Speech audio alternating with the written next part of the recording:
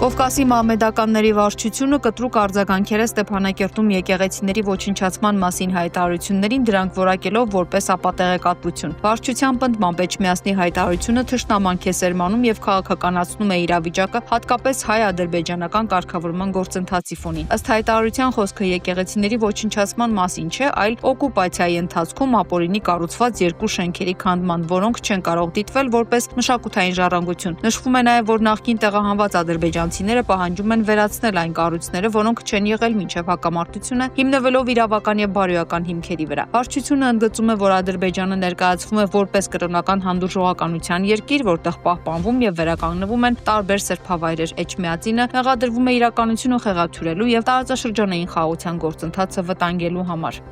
Էջմիածնի փորձերը աղավաղելու այս իրականությունը, որը դարեր շարունակ գոյություն է ունեցել Ադրբեջանում, նման զգայուն պահին ծառայում են միայն տարածաշրջանում տևական խաղաղությանն ուղղված ջանքերի խաթարմանը։ Անցյալից մնացած քաղաքական սադրանքների դիմելու պրակտիկային եւ տարածաշրջանում տևական խաղաղության հաստատումը կանխելուն ուղղված նման փորձերին պետք է մեկընդմիշտ վերջ տրվի։ Զելենսկին Երևանում նշանակում է մի քանի օր Հայաստանը դարձնել հակառուսականության էպիկենտրոն։ Ռուսաստանի ռեակցիան չի ուշանալու, գրել է այլընտրանքային նախագծեր խմբի անդամ Վահե Հովհաննիսյանը եւ վերլուծել, թե ինչ հնարավոր հետևանքներ կունենա Զելենսկու այցը։ Երևանում կայանալիք եվրոպական քաղաքական համայնքի գագաթնաժողովի բովանդակությունը կարող է փոխվել, եթե Հայաստան ժամանի Ուկրաինայի նախագահը։ Միջոցառումը նախատեսված էր որպես Հայաստանի կարևոր քաղաքական հարթակ, սակայն Զելենսկու մասնակցությունը կարող է այն դարձնել կենտրոնական դերակատար։ Դա ըստ դիտարկումների կարող է ուժեղացնել հակառուսական օրակարգի ընկալումը եւ տարածաշրջանային որոշ երկրների հետ լարվածություն առաջացնել։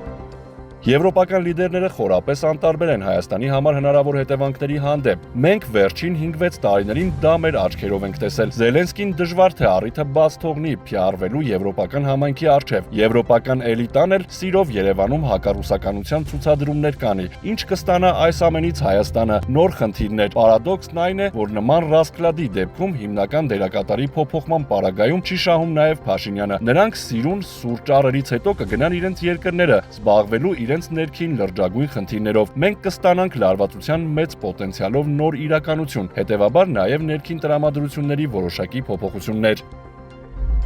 Վարչապետի մամուլի խոսնակ Նազելի Բաղդասարյանը հերքել է մի շարք լրատվամիջոցներում տարածված տեղեկատվությունը, թե իբր սահմանազատման գործընթացի շրջանակում ձեռք է բերվել պայմանավորվածություն, համաձայն որի Հայաստանը փոխանցելու է Ալավերդի խոշորացված համայնքի Ջիլիզա գյուղը։ Հայաստանի Հանրապետության ինքնիշխան տարածքի որևէ հատվածի որևէ այլ երկրի փոխանցելու մտադրություն, ծրագիր կամ պայմանավորվածության մասին որևէ հայտարարություն, միտք կամ տեղեկատվություն չի կարող համապատասխանել իրականությանը ի բնե։ Հետևաբար, ինչպես նախորդիվ, այսպես էլ այս եւ հետայսու նման բովանդակություն ունեցող ցանկացած հրապարակում հերքել ենք, հերքում ենք եւ կհերքենք դրանց մտածածի լինելու պատճառով Facebook-ի էջում գրել է վարչապետի մամուլի խոսնակը։ Հիշեցնենք, որ ԱԱԾ սահմանապահ զորքերի կազմավորման օրվա առիթով կազմակերպված միջոցառմանը իր ելույթի ժամանակ Փաշինյանն ասել էր, որ մենք օրակարգում ունենք նաեւ Վրաստանի հետ մեր սահմանի սահմանազատման ամփոփման օրակարգը եւ վրաց գործընկերների հետ այս մասին արդեն պայմանավորվածություններ ունենք։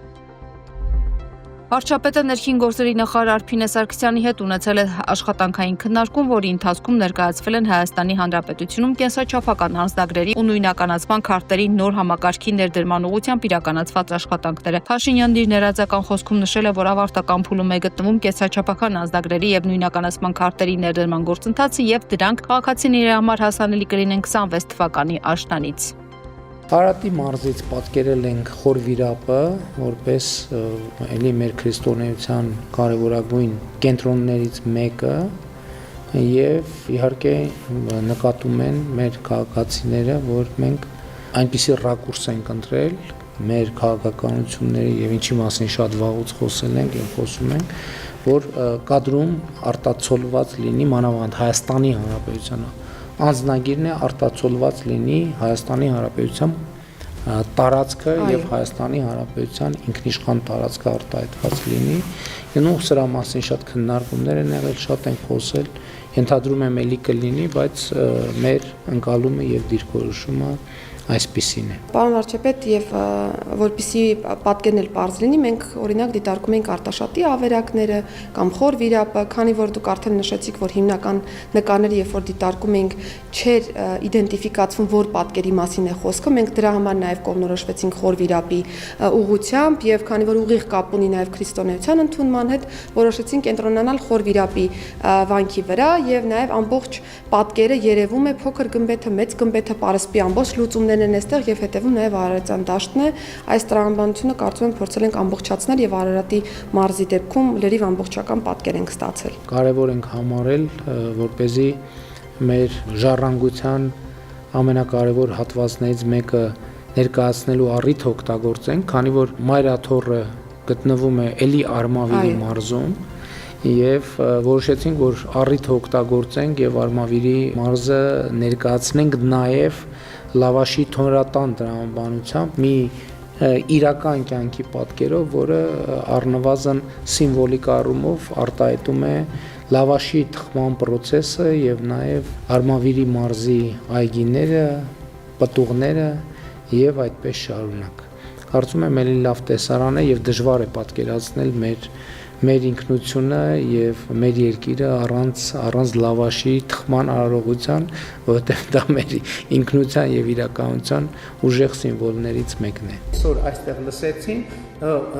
Նիկոլ Փաշինյանը Հայաստանի գիտությունների ակադեմիայում հասակցել է Հայաստանի գիտությունը համաշխարհային հետազոտական տարածքում կլոր սեղան քննարկմանը, կարևորել է նման քննարկումները գիտության զարգացման քաղաքականությունների ձևավորման համար, ընդգծելով շարունակական երկխոսության անհրաժեշտությունը։ Վարչապետը նաև ընդգծել է գիտության ավելի մեծ ներգրավվածության անհրաժեշտությունը պետական քաղաքականությունների մշակման գործընթացում։ Այո, փաստը այն է, որ 2017 թվականի համեմատ մենք 2025 թվականի արդեն արձանագրված արդյունքներով գիտության ֆինանսավորումը ավելացրել է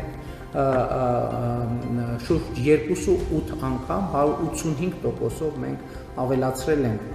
ֆինանսավորումը եւ նաեւ գիտության ոլորտում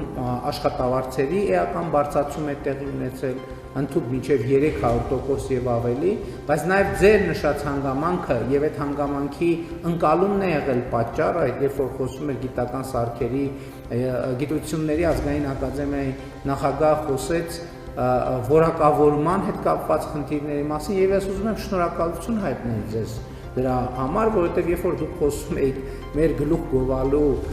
մոտեցման եւ որակավորման հետ կապված խնդիրների մասին, ես մտածում էի,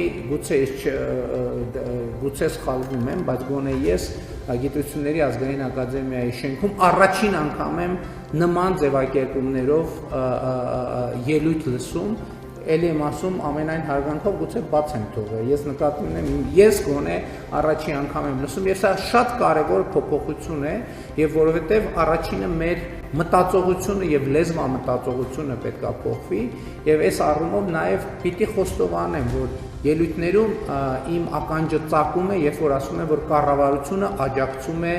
գիտությանը, որովհետև այստեղ մի տեսակ բանա տարածություն է ստեղծվում, դիստանցիա է ստեղծվում կառավարության եւ գիտության միջեւ։ Մենք գիտությանը չենք աջակցում։ Գիտության զարգացումը մեր քաղաքականությունն է։ Այսինքն մենք չենք տեսնում, որ կա պետություն, կառավարություն այստեղ եւ ինչ որ մի հերավորության վրա գոյություն ունի գիտություն, որին մենք պետք է աջակցենք։ Գիտության զարգացումը մեր քաղաքականությունն է եւ դա ունի շատ կոնկրետ եւ շոշափելի պատճառ։ Մենք չենք պատկերացնում պետության զարգացումը առանց գիտության զարգացման։ Վերջին անգամ մենք Հայաստանի արտգործնախարար Արարատ Միրզոյանի գլխավորությամբ կայացել է եվրոպական երկրներում հավատարմագրված Հայաստանի դեսպանների հավաքն։ Նա նշել է, որ վերջին ամիսներին զգալի զարգացումներ են գրանցվել Հայաստան-Եվրամիություն եւ եվրոպական մի շարք երկրների հետ հարաբերություններում, ներառյալ ռազմավարական գործընկերության փաստաթղթերի ստորագրում եւ բանակցություններ քննարկվել են։ Առաջիկա կարևոր միջոցառումները Երևանում եվրոպական քաղաքական համայնքի գագաթնաժողովը, Հայաստան-Եվրամիություն գագաթնաժողովը եւ Երևանյան երկխոսությունը։ Անդրադարձ է կատարվել նաեւ տարածաշրջանային համագործակցությանը, խաղաղության գործընթացին, տնտեսական ու տրանսպորտային ծրագրերին։